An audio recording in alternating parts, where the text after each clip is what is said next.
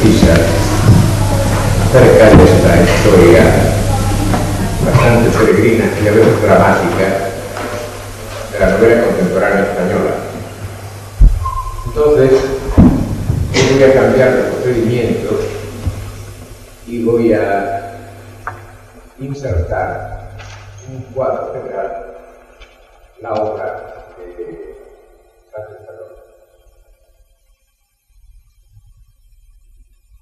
La historia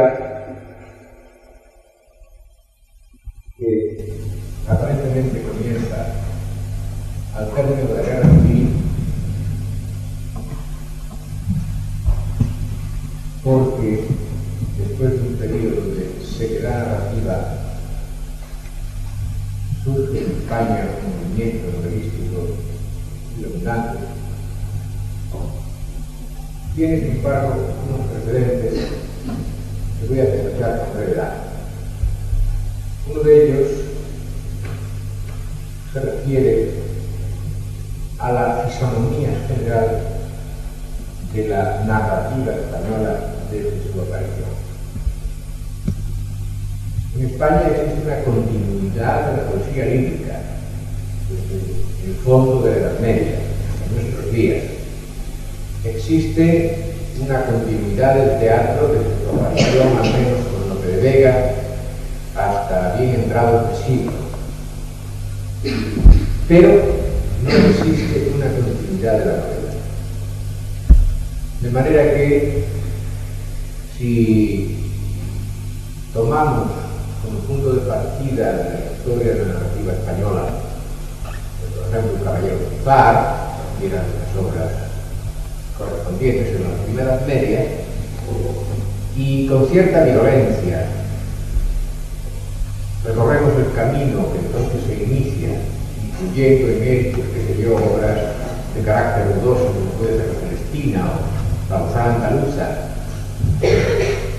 en fin, y juntando narraciones de muy distinta naturaleza, por ejemplo el Quijote, que no se parece nada a estas, nos damos cuenta de que a finales, mucho antes, a finales del siglo XVII, la narrativa española se agota, con la última picaresca. Y hay un tremendo hiato que abarca el siglo XVIII, donde una mosca no hace verano, y por lo tanto, donde la aparición del Fray Jerónimo de Campazas no reanuda esa tradición, sino que es una obra aislada, sin antecedentes, inconsecuentes, sin una ligazón orgánica, hasta bien entrado el siglo XIX, cuando aparece la novela romántica. Es decir, que hay ahí un enorme vacío. Y este enorme vacío se corresponde justamente al momento histórico en que se está fraguando la gran novela moderna. Es decir, la novela la novela inglesa del siglo XVIII, la novela francesa del siglo XIX. De esos dos grandes núcleos de actividad narrativa sale la novela moderna, y España no está presente. De manera que cuando, con la señora Bondefader, Hernán Caballero y otros escritores románticos, se reanuda la actividad narrativa, nos encontramos con que carece de una tradición en todos los órdenes, de una tradición formal, de una tradición material, y empieza a manifestarse muy vinculada a las corrientes extranjeras. Entonces hay un periodo que dura 2/3 del siglo XIX aproximadamente, en que parece que hay otro ciclo que comienza, que se desarrolla, un ciclo que incluye a personalidades destacadas, eminentes, como Galdós y Clarín, por ejemplo, como otros muchos, y al terminarse este periodo se produce un hiato. Este hiato no es que esté vacío, es que lo que sobreviene es la negación de lo anterior. Baroque y Inclán, Azorín, niega la tradición inmediatamente. En este momento pudo producirse en España, y de hecho se produjo, el proceso de revisión y planteamiento del acto narrativo en nuevos, apoyándose en nuevos criterios, puesto que lo que niega Azorín, lo que niega Valle-Inclán, lo que niega Baroja, es justamente el realismo del siglo XIX. Y la generación siguiente, que no anuda con Valle-Inclán o con Baroja, sino que intenta anudar con Galdós y con Clarín, aparece también con un criterio revisionista. La novela intelectual de Pedro Ayala, la novela indefinible de Gómez de la Serna, y una vez que se agota este nuevo periodo, viene otro diálogo, representado por la vanguardia. La vanguardia, que es rica en poesía, que es rica en actividad ensayística, en cambio es pobre en narración. La vanguardia española no inventa nada narrativamente. Hasta que aparece un grupo de escritores jóvenes, en el cual figura uno no tan joven, pero que viene animado del mismo espíritu, que intenta plantear la novela, esta que se llamó la colección Norman World, patrocinado por Ortega y Gasset, y que efectivamente la narración aparece con una fisonomía nueva. Ahora bien, si en este periodo, entre el 26, por ejemplo, que es la última, o 28, que es la última novela de Pérez de Ayala, y la aparición de las primeras novelas de Benjamín Jarnés, no hay actividad novelesca de calidad, aunque se publican novelas corrientes muchas, hay un acontecimiento que a mí me parece muy importante, y es que Ortega y Gasset publica un libro que es la reflexión más seria que se ha hecho en España sobre el arte de la novela, y una de las más serias que se han hecho en los tiempos de Europa. Es el libro que se llama Ideas sobre la novela. Ahora bien, curiosamente, este libro es un libro negativo. Es un libro que dice, la novela se ha terminado. Estos discípulos de Ortega, cuyo modo de tratar la novela ha valido a Ortega acusaciones muy injustas, porque el modo de hacer novela de estos escritores no era el que pedía Ortega. Esto se caracteriza por una actitud ante la narración que a mi juicio es completamente equivocada. El novelista, cualquiera que sea su material, realista, imaginativo, fantástico, tiene que realizarlo, hacerlo real. Y justamente el profesor Ayala, que tendrán ustedes aquí, que comenzó de esta manera, o Benjamín Jarnés o Antonio Espina, escritores todos que rectificaron después su camino, escriben unas narraciones que consisten pura y simplemente en desrealizar. Es decir, la utilización de la metáfora como procedimiento básico tiene como resultado la desrealización. Es decir, la actitud del narrador es una actitud más lírica que de novelista. Y en esto estamos cuando al final del periodo, en la persona de Sender, por ejemplo, aparece una nueva actitud ante la novela que se frustra con la guerra civil y que en cierto modo se continúa en el exilio, singularmente en la persona de Sender, pero también. Como saben ustedes, la guerra significa un corte muy doloroso y violento en la evolución orgánica de la cultura española y al mismo tiempo una conmoción en las conciencias que evidentemente da sus frutos literarios. Ahora no vamos a decir que sean o dejen de ser de calidad, este es otro problema. El hecho es que después de la novela, tanto en la España peninsular como en la España peregrina, surgen narradores que principalmente toman como objeto la guerra civil. La guerra civil se convierte en materia de la novela. Evidentemente muy politizada, porque los narradores de la España peninsular, pues evidentemente hay una fuerte connotación nacionalista, y los narradores de la España peregrina tienen, pues, también, como el caso de Barea, por ejemplo, una fuerte connotación antifranquista.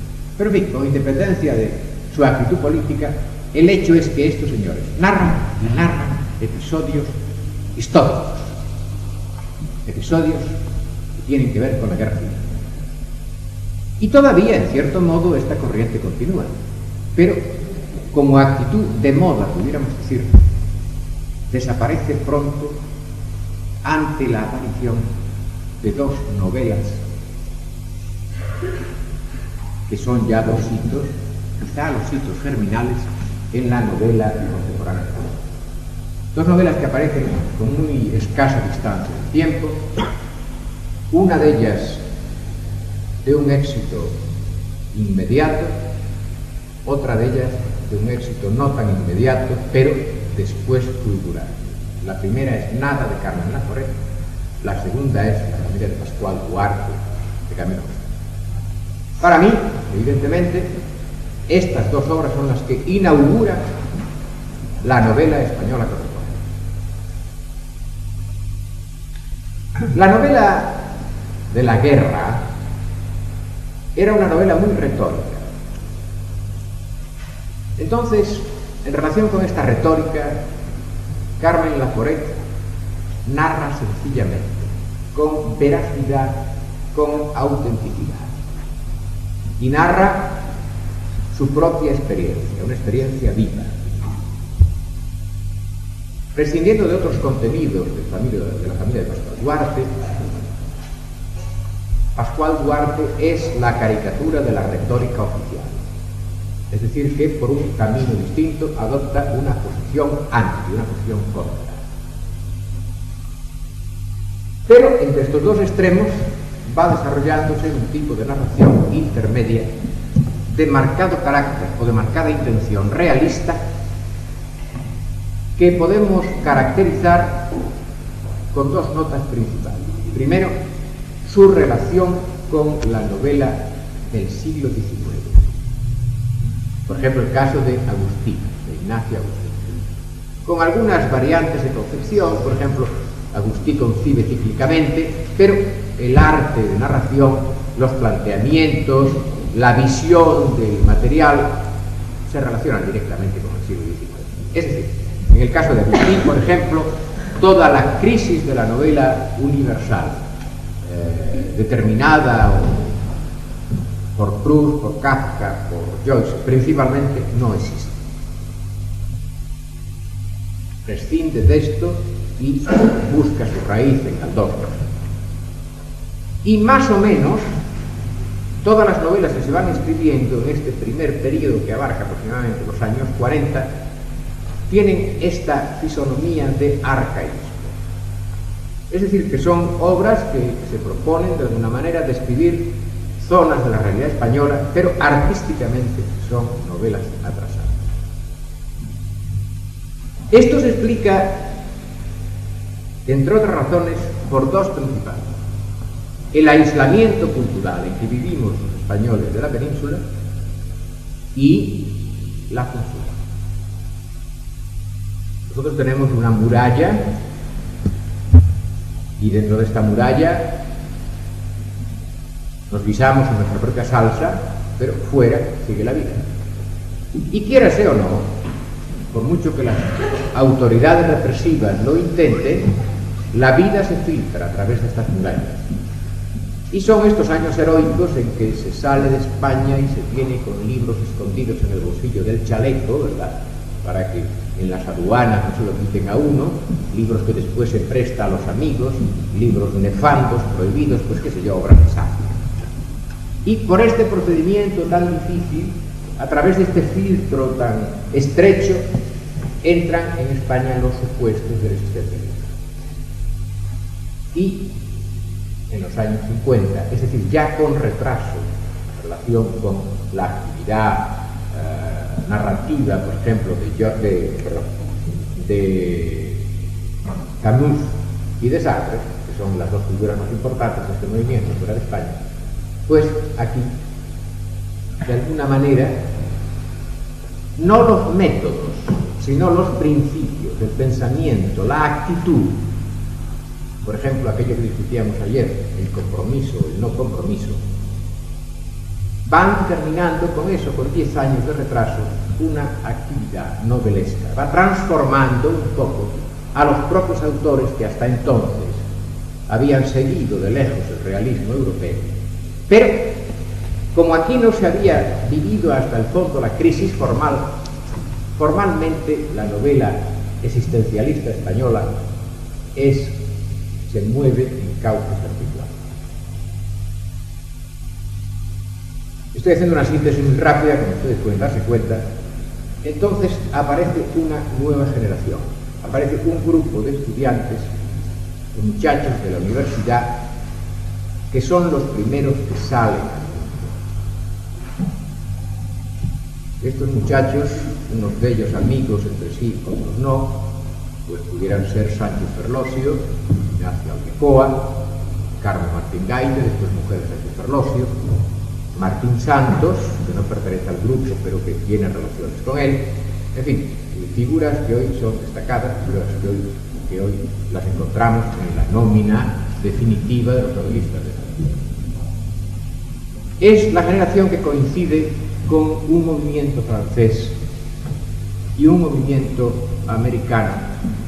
Llega más retardado el americano que el francés, pero ambos coinciden. Y que pudiéramos denominar movimientos objetivistas.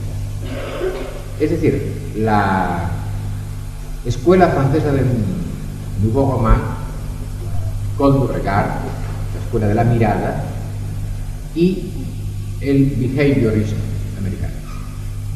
Es decir, es la época de la influencia de Steinbeck, no tanto la de Faulkner, que naturalmente pertenece a otra provincia de la novela, y a esta incitación del objetivismo es a lo que Sánchez Ferlosio, que ya ha publicado el Alfanui, responde con el jarama. El jarama es la exasperación del objetivismo. Si existe alguna novela en la cual el autor no aparezca, esto no quiere decir que no esté allí, pero en la cual no aparezca, es evidentemente el jarama. El jarama, que es después de la primera novela de Cela, o sea, de Pascual Duarte, la primera novela española que trasciende a nuestras fronteras geográficas y culturales y que es recibida y recogida fuera de España como una manifestación a la altura de los tiempos. Yo supongo que muchos de ustedes conocen el jarama porque es una novela que se suele estudiar en los departamentos de español de las universidades por ahí, por lo que tiene significativo. Y es una novela que se ha estudiado de muchas maneras. Se ha estudiado de todas las maneras que están o han estado de moda. Se ha hecho incluso del jarama se han hecho estudios políticos, no solo sociológicos.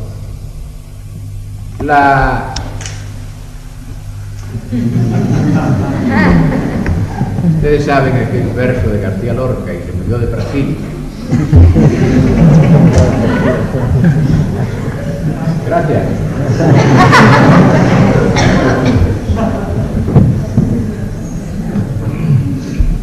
Les decía a ustedes el primer día que Sánchez Ferlosio es un hombre que nació de pie, es un hombre que nació con todos los pronunciamientos de la fortuna, porque no solamente es hijo de dos padres muy inteligentes, sino que heredó su inteligencia, que nació en una casa donde había 30.000 libros, que su padre escribía muy bien, que sus hermanos eran tan inteligentes como él, estaba rodeado de gente inteligente. En fin, el hada madrina en el caso de Sánchez Ferlosio fue generosa. De manera que Sánchez Ferlosio empezó a escribir muy bien cuando los demás estamos aprendiendo, y la prueba de este aprendizaje fue el alfabeto. E inmediatamente, dando un salto increíble, un salto de un polo a otro, publica el jarama, que es, en primer lugar, el fruto de un conocimiento y dominio del lenguaje absoluto. Segundo, un conocimiento de los procedimientos novelescos inexplicable en un mozo de sus años. Tercero, un conocimiento igualmente profundo de las corrientes de la estética novelesca moderna.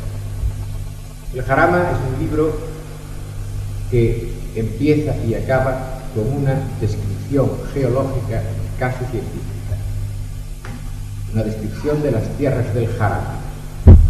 Y entre estas dos descripciones, que vienen a hacer algo así como esos aparatos, esos objetos que se venden para contener los libros que están de pie, que se ponen por aquí, el hombre nos presenta la vida de un grupo de ciudadanos menos que medios de la Villa y Corte de Madrid un fin de semana en las orillas del pantano del Jarama. Acerca de cómo escribió Berlosio esta novela hay una leyenda muy extendida. Llegó a decirse que escondía máquinas grabadoras en los matorrales para coger en su salsa la auténtica conversación de estas gentes menudas. Yo creo que esto es falso. No quiero decir que no haya utilizado la grabadora para algunas cosas, pero en fin, la novela, quien entiende de novela se da cuenta de que es el resultado de una elaboración lenta, precisa, que sabe a dónde va y que llega. La novela consiste fundamentalmente en transcripciones de diálogos, con muy escasa descripción, la necesaria, o sintagmas, segmentos narrativos muy breves, de tal manera que toda esta balumba de conversaciones tenga una coherencia, haya una progresión. En realidad no pasa nada. Lo único que pasa allí es el despliegue de las vidas vulgares de unos ciudadanos importantes. Hacia el final de la novela hay un ahogado, esto da, pues en fin, conmueve un poco dramáticamente el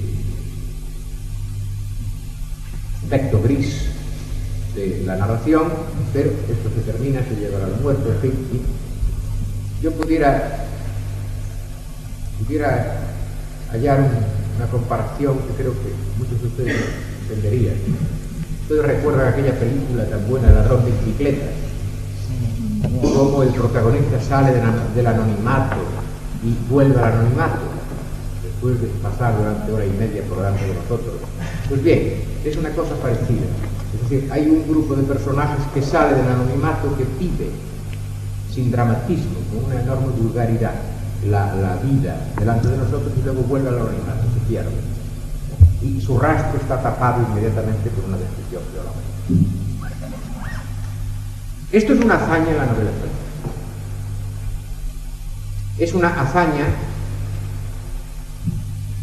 que representa, primero, el haber obtenido la decantación de todas las corrientes europeas. El haber obtenido no solamente una decantación, sino una síntesis. Y después el haber sometido esto a un criterio estricto de objetividad, que tiene, además de un valor formal, probablemente un valor ideológico. Tanto es así que, como todos ustedes saben, porque lo han estudiado, la mayor parte de los estudios que se han hecho del Jarama son estudios de carácter ideológico. Y yo no sé hasta qué punto la mayor parte de ellos serán atinados, porque, por ejemplo, una de las cosas que se dice del Jarama es: hay que ver la vulgaridad de las vidas de estas personas que van a pasar el fin de semana a la orilla de un lago artificial. Pero preguntémonos honestamente, si cogemos una docena de profesores distinguidos de literatura, de arte y de filosofía, los metemos en media docena de autocares o de automóviles, los llevamos a pasar el fin de semana o el domingo al lado de un lago, ¿ustedes encuentran verosímil que estos señores se dediquen a hablar de Picasso, de Kant, de Joyce, de los problemas de la matemática moderna?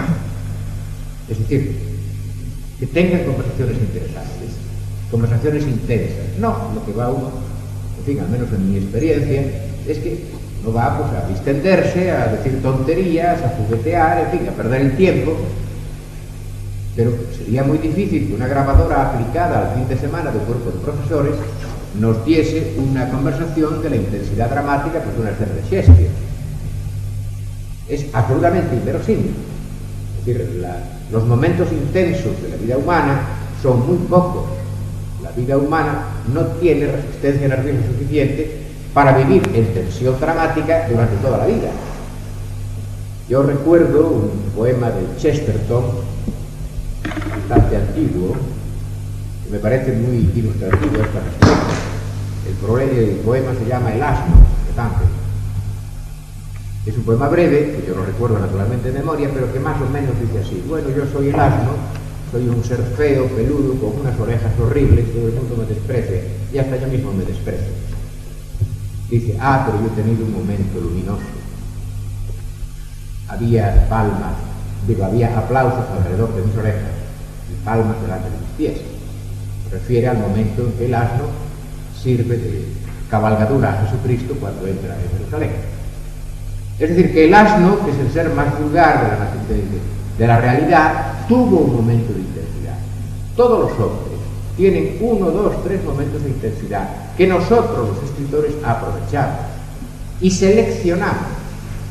Evidentemente, en la vida de Hamlet hay una enorme vulgaridad que se rompe justamente desde que empieza el drama hasta que termina. De manera que no podemos juzgar esta realidad que nos presenta el Jarama como diciendo, hay que ver qué enorme vulgaridad de estas personas alienadas, etcétera, etcétera. No, mire usted, todo el mundo cuando se va un fin de semana a divertir hace y dice tonterías y no piensa para nada en el problema profundo, metafísico, social o político de la realidad. De manera que este tipo de consideración del Jarama me parece que es totalmente inútil. Es decir, el Jarama hay que enfocarlo de otra manera, hay que enfocarlo como resultado estético de una actitud determinada, consciente y apoyada evidentemente en un sistema ideológico ante una realidad escogida por el autor. Es decir, el autor ha seleccionado previamente de toda la realidad que le rodea un fragmento y a este es al que aplica esta implacable y clarísima y precisa capacidad de visión. Con ciertas limitaciones, porque la escuela de la mirada de Paul du Regard es una escuela limitadísima. Si ustedes dejan al margen el Jarama y estudian cualquiera de las obras maestras de este movimiento, por ejemplo de Roth-Brillet, verán ustedes que de la sensibilidad o del sistema de sensación, de recepción de sensaciones, el sistema perceptivo de un individuo, o sea, la vista, el oído, el olfato, el tacto, en fin, los sentidos en general, seleccionan exclusivamente el de la vista. Es decir, las novelas de Roth-Brillet están vistas a través de un objetivo, pero vistas, lo que huele, lo que se toca, lo que sabe, lo que suena, no tiene la consistencia que tiene lo que se ve. Esto, por una parte, está dentro de una tradición muy occidental que debemos a los griegos. Los griegos fueron los primeros hombres que aprendieron a mirar y que miraron bien. Y toda nuestra civilización se apoya efectivamente sobre esta preeminencia de la mirada. Pero hoy estamos lo suficientemente lejos de la cultura griega y conocemos suficientemente otras culturas para saber que esto es una limitación. Es decir, la capacidad de conocimiento que se obtiene, por ejemplo, en las culturas hindúes a través del ejercicio de otros medios de percepción que no son precisamente los sentidos, no lo podemos enseñar. Y justamente en el momento en que el hombre apetece una totalidad de conocimiento, a mí me parece que es restringir demasiado a un solo sentido, es decir, escriba usted novelas solamente con lo que ve, o sea, describa usted la realidad visible.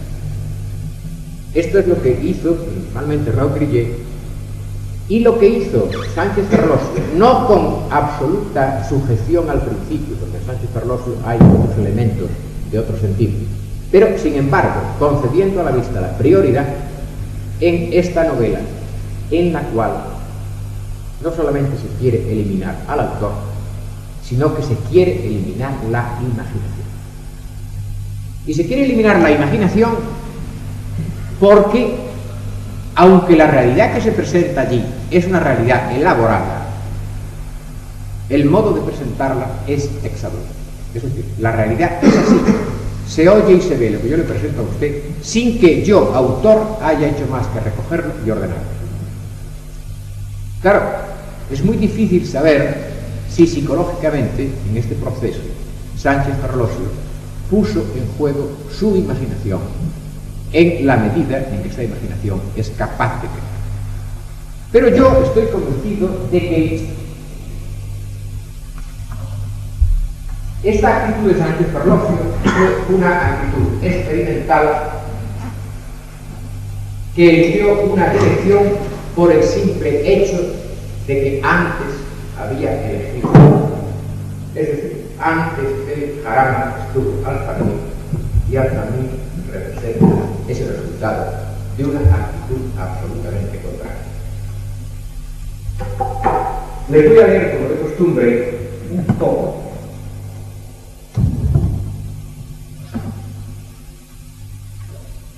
Los capítulos son muy cortos. Voy a escoger el primero.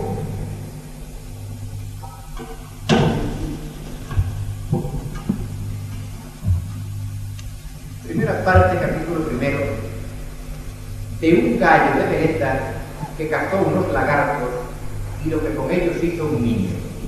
Entonces ustedes que ya el mero enunciado del título del capítulo ya nos traslada a un mundo completamente distinto. Es decir, un gallo de veleta que cazó unos lagartos y lo que con estos lagartos. El gallo de la veleta, recortado en una chapa de hierro que se cantea al viento, sin moverse, y que tiene un ojo solo que se ve por las dos patas, pero es un ojo solo, se bajó una noche de la casa y se fue a las tierras a cazar lagartos. Hacía luna y a picotazos de hierro los mataba. Los colgó al trescolillo en la blanca pared de levante que no tiene ventana, prendidos de muchos clavos. Los más grandes puso arriba y cuanto más chicos más abajo. Cuando los lagartos estaban presos todavía, pasaban vergüenza a los de muertos porque no se les había aún secado la grandulita que se regaba el rubor, que en los lagartos se llama amarillor, que tiene una vergüenza amarilla. Pero andando el tiempo se fueron secando al sol y se pusieron un color negruzco, y se encogió su piel y se arrugó. La cola se le dobló hacia el mediodía porque esa parte se había encogido al sol más que la del septentrión, a donde no van. Y así vinieron a quedar los lagartos con la postura de los alacranes, todos hacia la misma parte y ya, como habían perdido los colores y la tersura de la piel, no pasaban por el. Y andando más tiempo todavía, vino el de la lluvia, que se puso a flagelar la pared donde ellos estaban colgados, y los empapaba bien y les teñía de sus pieles un zumillo como de herrumbre verdineta, que colaba en regueros por la pared hacia la tierra. Un niño puso un bote al pie de cada reguerillo, y al cabo de las lluvias había llenado los botes de aquel zumo y lo juntó todo en una palancana para ponerlo seco. Y a los lagartos habían descendido todos los zumos. Y cuando volvieron los días de sol, tan solo se veían en la pared unos esqueletitos blancos, con la película fina y transparente, con las camisas de las culebras, y que apenas destacaban del cadáver. Pero el niño era más hermano de los lagartos que del gallo de la veleta. Y un día que no hacía bien y que el gallo no podía defenderse, subió al tejado y lo arrancó de allí y lo echó a la fragua y empezó a mover el fuego. El gallo chirriaba en los visores como si hiciera viento y se fue poniendo rojo, amarillo, blanco. Cuando notó que empezaba a reblandecerse, se dobló y se abrazó con las fuerzas que le quedaban a un carbón grande para no perderse del todo. El niño paró el cuello y luchó un cubo de agua sobre el fuego, que se apagó resoplando como un gato, y el gallo de veleta quedó asido para siempre al trozo de carbón. Volvió el niño a su palangana y vio como había quedado en el fondo un pozo pardo con un barrillo fino. A los días toda el agua se había ido por el calor que hacía y quedó tan solo polvo. El niño lo desgranó y puso el montoncito sobre un pañuelo blanco para verle el color. Y vio que el polvillo estaba hecho de 4 colores, negro, verde, azul y oro. Luego cogió una seda y pasó el oro, que era lo más fino. En una tela de lino pasó el azul. En un arnero verde y quedó el oro. De los 4 polvillos usó el primero, que era el de oro, para dorar picaportes. Con el segundo, que era azul, se hizo un relojito de arena. El tercero, que era el verde, lo dio a su madre para teñir visillos. Y con el negro, tinta para aprender a escribir. La madre se puso muy contenta al ver las industrias de su hijo. El premio lo mandó a la escuela. Todos los compañeros le envidiaban aquí la tinta por lo brillante y lo bonita que era, porque daba un tono sepia que no se había visto. Pero el niño aprendió un alfabeto raro, que nadie le entendía, y tuvo que irse de la escuela porque el maestro decía que daba mal ejemplo. Su madre lo encerró en un cuarto con una pluma, un tintero y un papel, y le dijo que no saldría de allí hasta que no escribiera como los demás. Pero el niño, cuando se veía solo, sacaba el tintero y se ponía a escribir en su extraño alfabeto, con un rasgón de camisa blanca que había encontrado cortado en un árbol. Este es el primer capítulo, es la presentación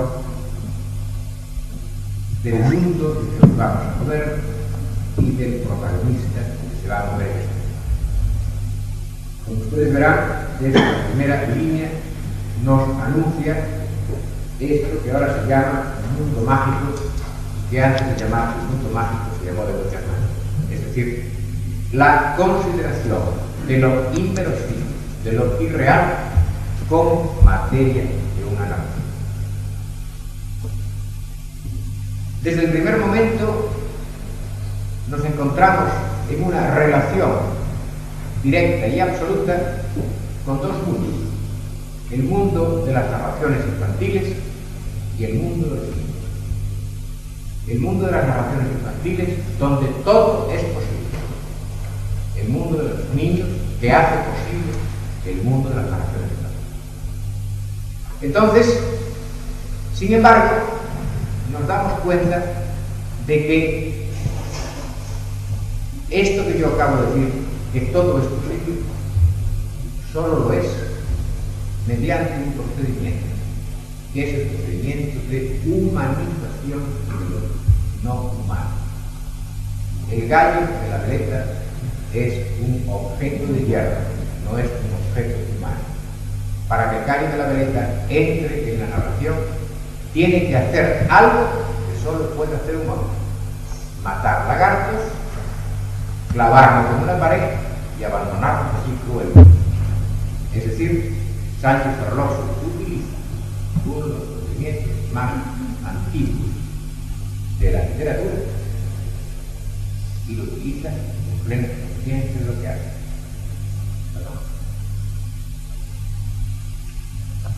Sabiendo que con esto abre una puerta, una posibilidad a su propósito, que es el tratamiento imaginativo, la invención de un mundo que se obtiene mediante transformación de elementos reales. Es decir, la conversión del gallo en un personaje activo, o bien la invención a partir de un elemento real, como los lagartos, de una serie de posibilidades ya totalmente apartadas de la realidad del lagarto. Es decir, este polvillo mezclado que consta de 4 colores, que parte del lagarto a través de una destilación con un agua de lluvia, etc. Esta decantación ya no tiene nada que ver con el lagarto, ya es una mera invención, ya es una operación imaginativa. Es decir, este procedimiento que ustedes, más o menos, ven en el libro de Sánchez Ferlosio, es el procedimiento opuesto al del jarama. En el jarama no hay nada que pueda salir del cauce de lo comprobable, de lo experimentable. El lector puede efectivamente acercarse al jarama una tarde de domingo, escuchar a los que allí están y más o menos estar se encontrará con una repetición de las conversaciones, de los hechos, de unos grupos humanos que eligió para meter en una novela que, ¿quién lo dice?, tiene un valor documental. Ahora bien,